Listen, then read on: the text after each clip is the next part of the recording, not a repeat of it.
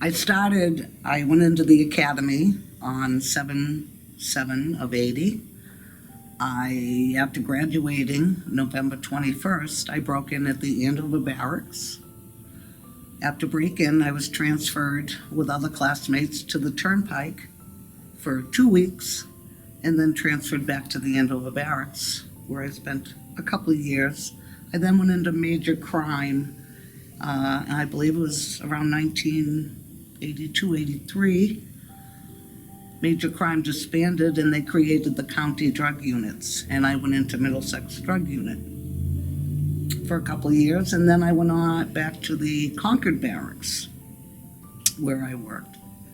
I was transferred. I was pregnant with my first daughter and transferred to the detail office, where I got to work with the likes of Bobby Torchio. Spent time there, had my child, and from there I went back to the Andover area. I predominantly worked out of the Andover Barracks. I did work at DIU also, the diversion unit, for a little bit prior to that. I got to spend some time on the 55 team. I then, while working the desk, I was pregnant with my second child, which I gave birth to her. Worked both times up to my last day. When I returned from maternity leave back to Andover, and then in 1999, I was transferred to the detail office in Danvers, where I also became the Troop A SPAM, State Police Association of Mass, troop rep for 14 years. And I ended my career out of headquarters in Danvers. My first memory that's etched in my mind was day one, and probably for a lot. I showed up in my business attire, which I did wear a dress and low heels. I think I did about 100 push-ups in the front leaning position in that attire on very hot tar. Then continued through. Every time I hear Another One Bites the Dust, which was loudly played when somebody snuck out in the middle of the night. You're supposed to resign, but a lot left in the middle of the night, and when they discovered, they would play Another One Bites the Dust, where I can no longer listen to that. I was in my second year at Westfield State, and the state police exam was coming up at Springfield College. My dad and my mom, Ann and Don Flynn, that were so supportive, suggested I take the exam. I think I was having a little too much fun in college, a little social, not bad. So I went and I took the exam at Springfield College. The line was out the door. I almost didn't stay, and thank goodness I listened to my mom and dad. I graduated with the 62nd RTT. Our name was the Untrainables. And it was November, we went in July 7th of 1980 and graduated November 21st after 20 rigorous weeks. And I like to show my classmates. I had a great class. And this is a picture of the 62nd RTT. As the time of this interview, there still is one classmate on the job, Neil Callanan, and he works down at Logan. But we had a great class. We stuck together, and we got through together. I didn't have previous law enforcement experience. I did, while in college, work the overnight shift at a halfway house, which was very interesting with young teens. But I didn't. When I left college, I worked. I eventually went back after working full-time, raising 2 children. I did go back at the same time. It took me about 10 years to finish my bachelor's degree through Western New England, and I received it when I turned 40. The specific case, there were so many cases that we were all a team involved in, was I was working out of the Andover Barracks. It was July 11th, 1981. I had just turned 20 when I went into the academy, so I was 21 years old, still very, very young. And a call came in of two people, a very serious accident, and two people on the highway. It feels like forever trying to get there. The accident was 93 north of Roosevelt Circle, and I was coming down from the north, and it just seemed forever to hit that Roosevelt Circle, spin around, and head back up. I arrived and observed two young gentlemen that were obviously passed away, and a car up ahead with a motorcycle embedded in it. The story of it was these two young best friends, 16 and a half years old, Michael Stokes and John Papalato, were coming home from work. They were together on the motorcycle, coming home from work, and they were hit by a fifth-time drunk driver. They were hit so hard we had to tow the bike and the car together. I worked with Jerry Tully at that time. Dean Bennett was there, Billy Baker. I learned so fast at that moment. I had never done notifications. This was steps. We didn't have a CARS unit, an accident reconstruction unit. We were the accident reconstruction unit. We were every aspect of the scene. It was very difficult. We cleared up the scene, and then Jerry showed me, this is what we do now. We went to find a wonderful priest in the area. It was a big church in Medford, and he came with us. And we went to the Papalato family and notified them. And then we went to the Stokes family. It was early in the morning. There were two daughters that were home, but it said mom and their parents and other brother were at, we did not tell them what had happened, but we're at a diner in Medford. We proceeded down to the diner, and we went in through the back door, and seated was the mother, Marion Stokes, looking first, and she just knew that Michael had passed away. They came out, they were with their 12-year-old son, Jeff, and senior Jeff came out, and to this day, I'll never, ever forget. And you never forget the family. I always thought at times I was a bad reminder. Marion, the family always stayed in touch with me. At this time, the drunk driving laws were nothing. This was a fifth-time drunk driver. And I watched Marion Stokes take her grief and create MAD out of Medford and march into that state house and work tirelessly and got the laws changed. And then the 12-year-old young son became a trooper, and he's a sergeant to this day. I've remained very close with the family, exceptionally special to me. The proudest moment was earning this ring. I wear my academy ring all the time. Getting my badge pinned on at the Commonwealth Armory by Commissioner Frank Trabucco, and having my family and grandparents in the audience. And it was also, though, one of the proudest moments was standing and watching Marion Stokes work tirelessly under grief to get these laws changed.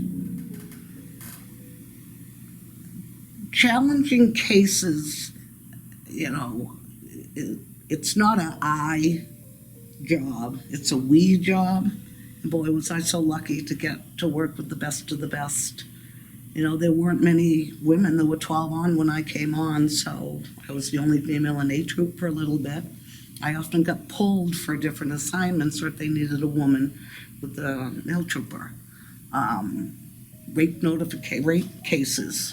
We didn't have detective units back then, so if there was one in your area. Challenging was, really working together hard. We had a very serious rape case of a woman. She was a stewardess. She stopped on her way home. to get something to eat on her ride home, and several miles away she was run off the road, and the gentleman grabbed her out of her car, again running off the road, where a witness, thank goodness, had stopped, but he was still able to get away with her. The rape had occurred. We were notified, and through the victim's amazing description, how she remained so calm and be able to provide so much information, putting it together, having to check at the airport area with the help of them, we were able to put this case together. He ended up getting 22 years. But in that case, too, you wanted to, because during my interview with her, I remember she said, as he was taking her, she had to go past her home. And she remembered that the lights were on. And it really, a challenge, you wanted to find this person. I was fortunate to be taught how to use all your skills. Obviously, I'm 5'2". I did work the highway. I worked nights a lot.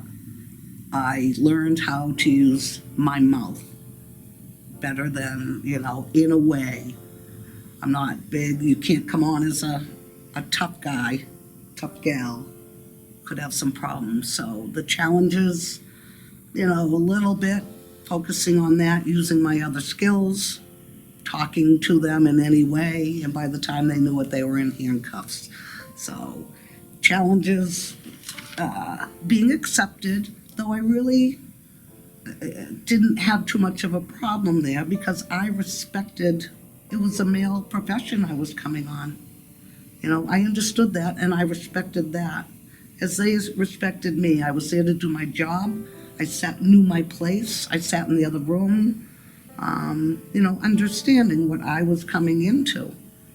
And it was challenging at times, but overall, I think the women, we got the respect we deserved. You're always going to have a couple. The other challenge was working full-time, raising 2 children, going back to college.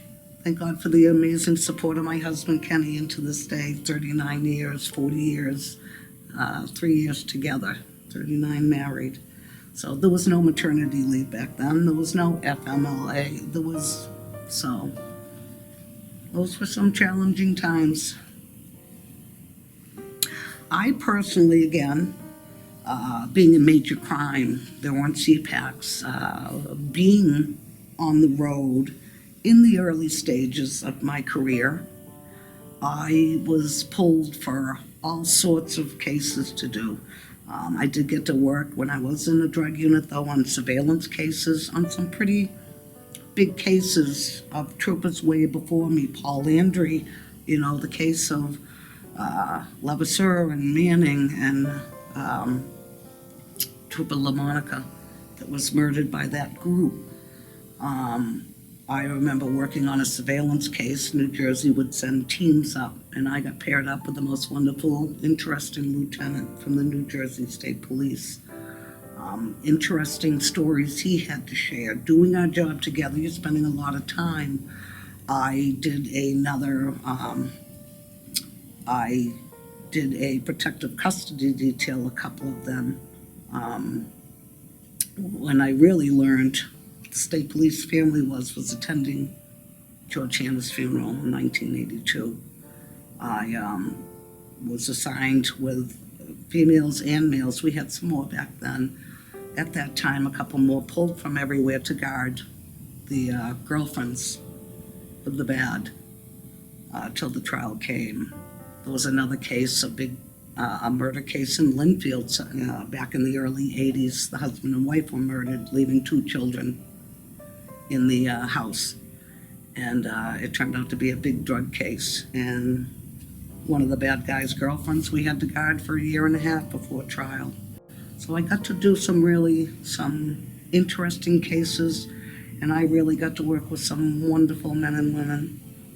Worst day on the job was doing the notifications of Michael and John. I did a few more notifications, predominantly working on the highway, through the guidance of the Jerry Tullys, Dean Bennett's, Billy, Baker, the seasoned troopers that showed you.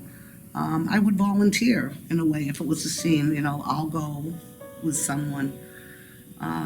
Extremely hard to do, but that doing the two boys, just being 21 and they were 16 and a half, I was only a couple of years older.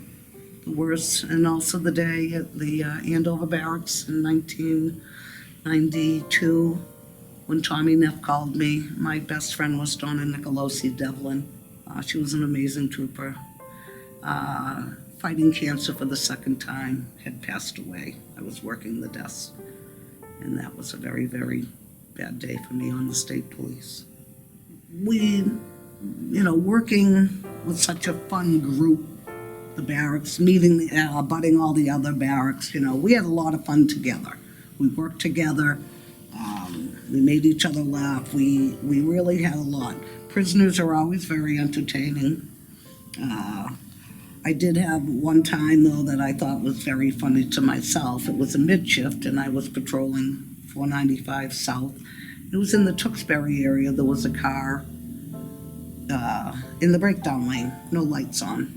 And I pulled in the breakdown lane, way behind it, and slowly crawled up to it, like you're trying to. And I didn't get up to it completely, and I was looking at the car, and there was someone in the back window staring out, which kind of made me a bit uneasy. And I kept looking and looking before I approached. And it was a little eerie. This head was turned, and I remember calling, for anyone in the area to swing by, because I still wasn't sure what I was looking at. And I remember Mark Karen was in the area and swung by, and, we go up. It was a cutout of the Dunkin' Donuts man from years ago, the advertisement of the Dunkin' Donuts man, and it was pasted perfectly in this back window. And we'll laugh about it to this day.